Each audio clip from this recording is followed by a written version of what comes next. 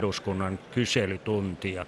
Kansanedustajat ovat pikkuhiljaa valumassa paikoilleen ja puhemies Eero Heinäluoma kumartaen on valmis aloittamaan istunnon. Eduskunnan istunto alkaa, toimitetaan nimenhuuto.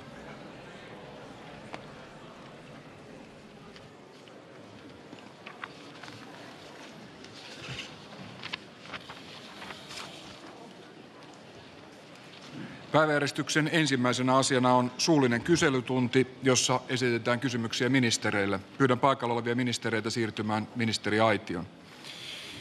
Edelleen pyydän niitä edustajia, jotka haluavat esittää kysymyksen ministerille, ilmoittautumaan nousemalla seisomaan ja painamalla P-painiketta.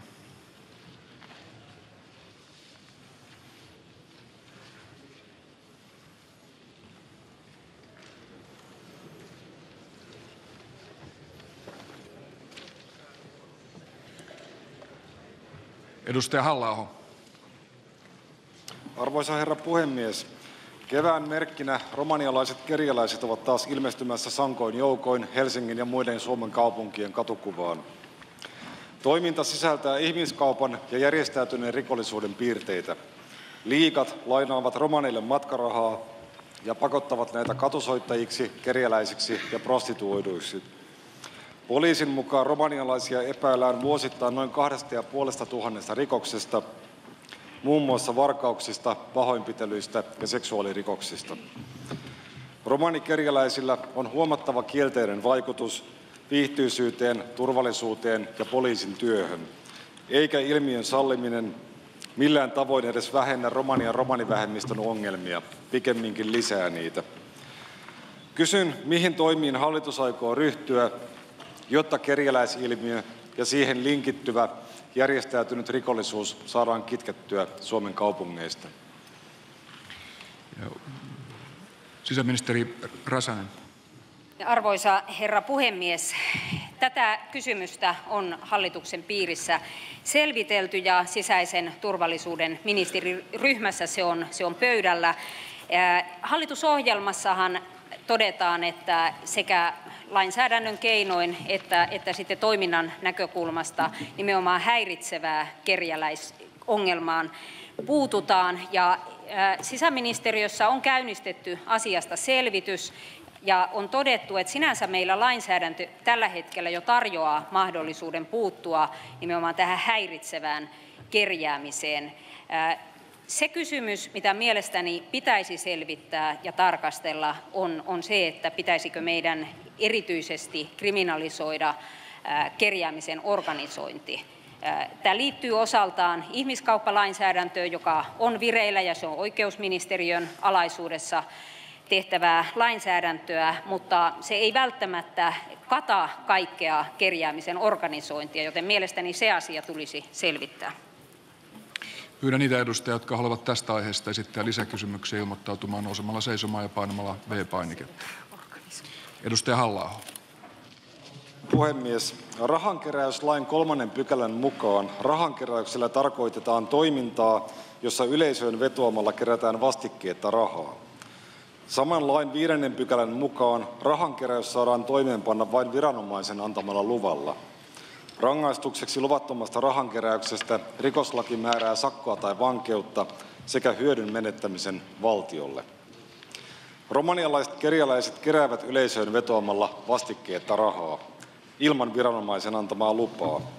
Ottaen huomioon kerjäämisen järjestäytyneen ja keskitetyn luonteen, toimintaan voitaisiin ehkä puuttua myös ilman erillistä kerjäämisen kieltävää lakia, etenkin jos rahankeräyslakia tältä osin täsmennettäisiin. Kysyn, onko hallitus harkinnut tätä mahdollisuutta? Ja ministeri Räsänen. Arvoisa herra puhemies, rahankeräyslain muuttamista ei ole tässä yhteydessä harkittu, mutta toki sekin asia voidaan selvittää. On tietenkin eri asia pyytää rahaa kuin harjoittaa niin kuin keräystoimintaa rahankeräyslain puitteissa, mutta kuten totesin, niin mielestäni se kannattaisi selvittää, että voitaisiinko tämä kerjäämisen organisoiminen kriminalisoida, kieltää lailla. Mutta asian selvittely on kesken ja se lainsäädäntö, mahdollinen lainsäädäntö, varmasti pohditaan tuon ihmiskauppalainsäädännön yhteydessä, joka on oikeusministeriön hallinnonala. Edustaja Ruohonen Lerner. Puhemies, kun romanialaiset kerjäläiset jälleen alkavat asemoitua kaduillemme kerjäämään, suuri enemmistö näistä kaduilla istujista on naisia, monet heistä varsin iäkkäitä. Heitä komentelevat raavaat romanialaismiehet tyytyvät määräilemään naisista ja kerjätyistä rahoista. Tämä naisten sorto on vain yksi niistä epäkohdista, joita romanialaiskerjäläisten massailmiö on tuonut tullessaan. Toinen monista lieveilmiöistä on suomalaisten vanhusten, heidän lisääntynyt turvattomuus rahojensa suhteen, ovat he sitten kaduilla tai kodeissa. Arvoisa puhemies, mikäli Suomen hallituksen avuttomuus ja toimettomuus asiassa jatkuu, on varmaa, että organisoidun kerjäläisyyden määrä ja epäkohdat kasvavat entisestään, kun sana Suomen hallituksen avuttomuudesta leviää. Kysynkin asianomaiselta ministeriltä, mikä teidän arviossanne on se organisoitujen kerjäläisten lukumäärä, joka ensin täytyy saavuttaa, jotta ryhdytte toimenpiteisiin tämän ongelman ratkaisemiseksi? Ministeri Räsänen.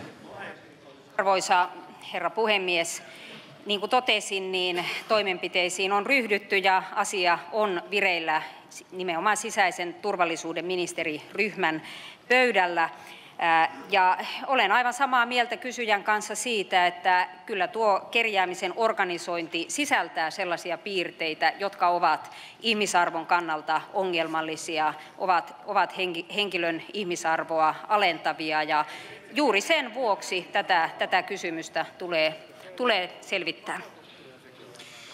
Edustaja Zyskowicz. Suomessa vuosikymmeniä tehtiin työtä sen puolesta, jotta meillä olisi Suomessa sellainen sosiaaliturva, että Suomessa kenenkään ei tarvitse kerjätä henkensä pitimiksi. Nyt kun tähän on päästy, nyt me toivotamme ulkomaiset kerjäläiset tänne tervetulleeksi, että tulkaa te sitten tänne Suomeen kerjäämään. Eihän tässä ole mitään järkeä. On aivan selvää, että kerjäämisen organisointiin liittyy näiden ihmisten hyväksikäyttöä ja rikollisuutta. On aivan selvää, että tähän ilmiöön liittyy oheisrikollisuutta, joka osin perustuu siihen, että Suomeen ovat nämä leirit syntyneet.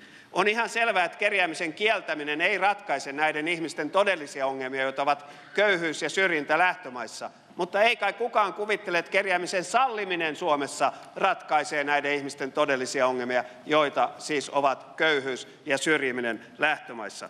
Tämän päivän Turun Sanomat sanoo, että kerjäämisen kieltävä laki jäi pölyttymään hyllylle. Oikeus- ja sisäministerit eivät kaavaile uusia esityksiä. Onhan tämä tieto väärä? Ministeri Henriksson. Arvoisa puhemies, niin kuin tiedämme, niin romanien tilanne ylipäänsä Euroopassa on hyvin heikko. Ja se heijastuu myös tänne Suomeen valitettavana ilmiönä. Ja tällä hetkellä niin oikeusministeriössä on työryhmä, joka miettii, millä tavalla ihmiskauppalainsäädäntöä lähdetään kehittämään. Ja myös siinä työssä tullaan huomioimaan ja tullaan arvioimaan, minkälaisia lainsäädäntötoimenpiteitä myös tässä voitaisiin harkita. Joten tähän kysymykseen saamme varmasti palata. Edustaja Zyskowicz. Oikeusministeri ja sisäministeri kertovat, että ongelmia liittyy todennäköisesti tähän organisointiin. Siinä on kyse mahdollisesti ihmiskaupasta, ihmisarvosta. Minä kysyn yksinkertaisesti, että kun kerjäämisen salliminen Suomessa aiheuttaa paljon ongelmia, mutta siitä ei seuraa mitään hyvää, niin miksi te ette aja sitä ja miksi hallitus ei esitä, että kerjääminen kielletään, koska tämän päivän suomalaiseen yhteiskuntaan eivät kuulu jäisellä kadulla istuvat puolittain makaavat kerjäläiset. Siis tämä ilmiö ei kuulu suomalaiseen yhteiskuntaan. Miksi te ette esitä sen kieltämistä? Ja ministeri Räsänen. Arvoisa herra puhemies, olen ihan samaa mieltä edustaja Zyskowiczin kanssa, että se ei todellakaan kuulu suomalaiseen yhteiskuntaan. Muistutan sitä, että hallitusohjelmassa yhdessä sovittiin niin, että puututaan aggressiiviseen ja häiritsevään kerjäämiseen järjestyksen valvontaa ja lainsäädäntöä kehittämällä. Eli me olemme yhdessä sopineet sen, että puututaan nimenomaan tähän häiritsevään ja aggressiiviseen kerjäämiseen ja lainsäädäntöä kehittämällä. Mainitsin juuri muun muassa tuon tarpeen tutkia tämän kerjäämisen organisoinnin kieltämisen, joka mielestäni tässä on se suurin ongelma. Sinänsä tuohon aggressiiviseen ja häiritsevään kerjäämiseen voidaan jo tälläkin hetkellä nykyisen lain puitteissa puuttua, kun vaan poliisitoimintaa kehitetään. Edustaja Kalmari. Herra puhemies, EUn sisällä on toki vapaa liikkuvuus, mutta kukaan ei varmasti halua tätä organisoitua rahankerjäystä hyväksyä. Kuulin erittäin luotettavalta taholta, entiseltä keskustalaiselta kollegalta, tapauksen, missä tämä kerjääjä rouva meni mustan auton kyytiin syömään välipalaa ja palautti kassan tälle kerjäämisen organisaattorille. Ja siksi kysynkin, kun olen aivan samaa mieltä edustaja Zyskowiczin kanssa ja tässä kyseiseltä ministeriltä ei saatu vastausta, kysyn pääministeriltä, onko sille jokin este, että kerjäämistä, julkista organisoitua kerjäämistä ei kielletä? Onko? Ja pääministeri. Arvoisa herra puhemies, ministeri on tuossa kertonut sen, mihin toimiin on ryhdytty. Ei minulla ole siihen mitään lisättävää. Ja seuraavaksi edustaja Tolppanen. Arvoisa puhemies, kun puhumme Romanian kerjäläisistä, heillä on mukana täällä myöskin lapsia. Ja nämä Romanian kerjäläiset, sen enempää miehet kuin naisetkaan, eivät osaa lukea ja myöskään lapset eivät osaa lukea. Olen entisessä ammatissani tehnyt heidän kanssaan paljon töitä ja siellä on hyvin sydämellisiä ihmisiä, hyvin uskovaisia ihmisiä, mutta ongelmana on lukutaito ja tiedon puute. Jos me hyväksymme kerjäläisten tulemisen tähän maahan, niin eikö meidän vastuullamme ole myöskin antaa sivistystä näille ihmisille? Emmekä voisi auttaa näitä ihmisiä sillä, että opettaisimme heitä lukemaan ja kirjoittamaan ja sitä kautta auttamaan itse itseään ja saamaan kerjäämisongelman pois heidän osaltaan Suomesta. Ministeri Gustafsson. Joo, arvoisa puhemies. Vaikeuskerroin lisääntyy kysymyksissä, mutta eiköhän me lähetä siitä suomalaisen peruskoulun kehittämisessä ja se, kenelle me opetusta tarjotaan, niin lähtökohta on pysyvä asuinpaikka ja asuu täällä, että suoraan sanoen en aiemmin kansanedustajana enkä nyt opetusministerinäkään ole kertakaan kyllä aiemmin ajatellut sitä, että meidän pitäisi nyt tässä tilanteessa lähteä Romaniasta tulleiden romanien lapsia sitten kouluttamaan. Mutta totta kai minä vastuullisena opetusministerinä ja kansalaisena ymmärrän tämän asian eettisen ja moraalisen puolen ja yhdyn siinä mielessä tietysti tähän kysymykseen, mutta asia on paljon moniulotteisempi kuin nyt se, että vastaisin tässä, että ryhdytään ja aikakin taisi loppua. Niin taisi, joo. Edustaja Modig. Arvoisa puhemies. Tässä ongelmassa, niin kuin on todettu, on kyse köyhyydestä ja ihmisten epätasa-arvosta. Tätä ongelmaa ei voi ratkaista millään kriminalisoilla Suomen rajojen sisäpuolella, koska se ongelma lähtee jostain muualta. Onko mä oikeassa siinä, että EU-komission puolelta on tullut pyyntö kaikille jäsenmaille tehdä jonkunlainen ohjelma tai jonkunlainen suunnitelma, miten näihin valtaviin romaneihin suhtaudutaan? Koska mun mielestä EU on se taso, missä tätä asiaa pitäisi ratkaista. Mitkä on Suomen keinot ja Suomen panokset siinä EU-tason keskustelussa siinä, että tässä asiassa päästäisiin eteenpäin? Koska jos me kriminalisoidaan Suomessa, voidaan me niin tehdä, mutta ei se auta yhtään mitään. Ja ministeri Stubb. Arvoisa herra puhemies, täytyy myöntää näin Eurooppa-ministerin, kun tätä keskustelua kuuntelee, niin me olemme nyt niillä rajoilla, missä yritetään yhtä ihmiskuntaa, yhtä kansakuntaa ikään kuin leimata. Me puhumme siitä, että he eivät osaa kirjoittaa, puhumme siitä, että he eivät osaa lukea, me puhumme siitä, että he ovat kriminaaleja tai ainakin jonkun organisaation kriminalisoinnin alaisena, me puhumme siitä, että he ovat rikollisia. Minun mielestä me olemme nyt tässä rajamailla jatkuvasti. Ja tämän tyyppistä keskustelua minun mielestä tässä salissa ei pidä käydä. Aivan kuten edustaja Modig tuossa äsken totesi, niin me olemme sellaisessa tilanteessa, että ei kannata missään nimessä lähteä kriminalisoimaan tämän tyyppistä toimintaa, vaan puuttua niihin syihin, mistä se lähtee liikkeelle. Ja ne syyt löytyvät sekä eurooppalaiselta tasolta että niistä maasta, josta tämä lähtee liikkeelle. Mutta haluan vielä kerran todeta, että kyllä tällä eurooppalaisella tasolla pitää tätä keskustelua käydä, mutta en ole varma, että se sävy, jolla tätä keskustelua täällä käydään, on se oikea. Vastauspuheenvuoro edustaja Elomaa. Romania kuuluu EU-hun ja yksi kriteereistä on, että hoidetaan vähemmistöjen asiat. Ja kysynkin, kuinka paljon hallitus on ollut tekemisissä jopa suoraan Romanian valtion kanssa tästä ongelmasta, joka nyt on laajentunut tänne Suomeen asti? Ja ulkoministeri Tuomioja. Muistuttaisin siitä, herra puhemies, että jo edellinen hallitus toimitti eduskunnan pyynnöstä Euroopan romanikysymyksestä selvityksen suurelle valiokunnalle. Täällä tehtiin, monet valiokunnat osallistuvat siihen, erittäin laaja ja hyvä mietintö. Sen mukaisesti on myös nykyinen hallitus jatkanut tätä työtä, mutta ennen kaikkea on todellakin kysymys siitä, että me haluamme saada Euroopan unionin päätöksentekijät, komission ja muut, ottamaan saman asian yhtä vakavasti kuin mitä me olemme. Ja tämä Suomen eduskunnan tekemä mietintö on saanut ihan ansaitsemansa hyvän vastaanoton ja huomion Euroopan parlamentissa. Eli kyllä me yhdessä eduskunnan kanssa olemme tehneet ja jatkamme tätä työtä, kunnes se tulee olemaan hyvin kauan vaativaa, mutta kunnes se todellakin johtaa siihen tulokseen, jota me kaikki toivomme, eli turvataan ihmisoikeudet ja perusoikeudet kaikille Euroopan kansalaisille kaikissa Euroopan maissa. Edustaja Brax. Kun edustaja Modig nosti tämän Eurooppa-kysymyksen esiin, niin viime vaalikaudella siinä prosessissa, mihin ministeri Tuomioja viittasi, niin Suomen hallituksen aloitteesta komissaari Reding tarttui tähän ja vaati todellakin. Se käsiteltiin myös oikeusministerien kokouksessa.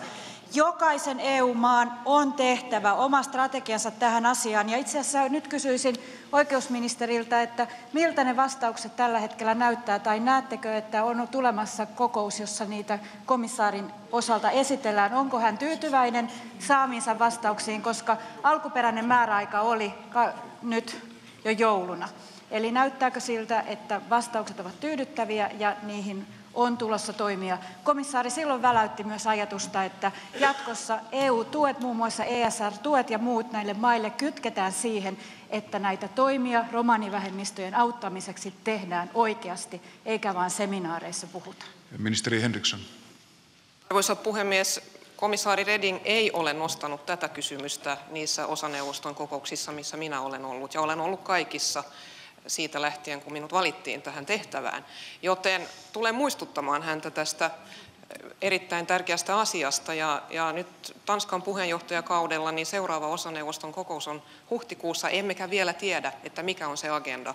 Mutta voisin kyllä lähettää vaikkapa tänään tiedon eteenpäin mun kollegalleni Tanskaan, että tästä olisi hyvä keskustella. Edustaja Paloniemi.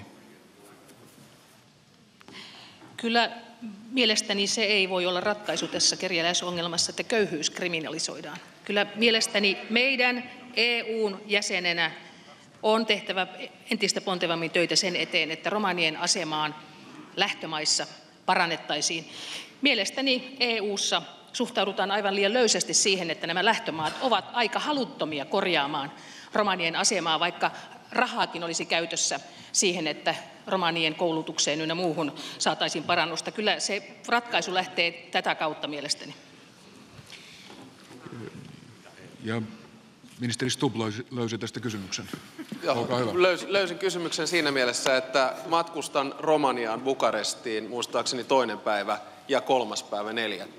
Ja tulen silloin käsittelemään tätä kysymystä paikallisen kollegani kanssa ja myös puuttumaan siihen alkuperäongelmaan. Ja vielä edustaja Halla-aho. Arvoisa herra puhemies, kukaan ei kyseenalaista Romanian romanivähemmistön surkeaa asemaa. Heidän asemaansa ei kuitenkaan helpota millään tavalla se, että Suomi sallii järjestäytyneen rikollisuuden omalla maaperällään. On Romanian hallituksen velvollisuus huolehtia omista kansalaisistaan. Suomi voi tietysti omalta osaltaan rohkaista sitä täyttämään velvoitteensa esimerkiksi torjumalla Romanian Schengen-jäsenyyden niin kauan kuin tämä kerjäläisralli Suomeen jatkuu. Suomen hallituksen velvollisuus on torjua Suomeen ja suomalaisiin kohdistuvia haitallisia ilmiöitä. Ministeri Stubb, jos eduskunta on väärä paikka käydä tätä keskustelua, niin missä sitä teidän mielestänne pitäisi käydä? Ministeri Stubb.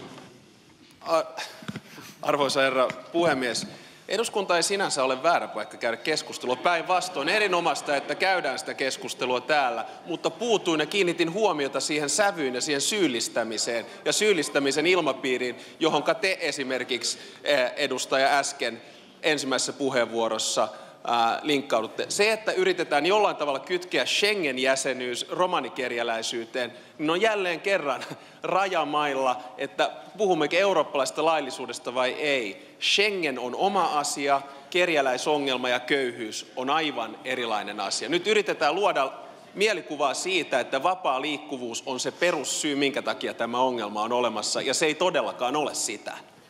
Tämä kysymys on tällä erää loppuun käsitelty. Seuraava kysymys, edustaja Kiviniemi.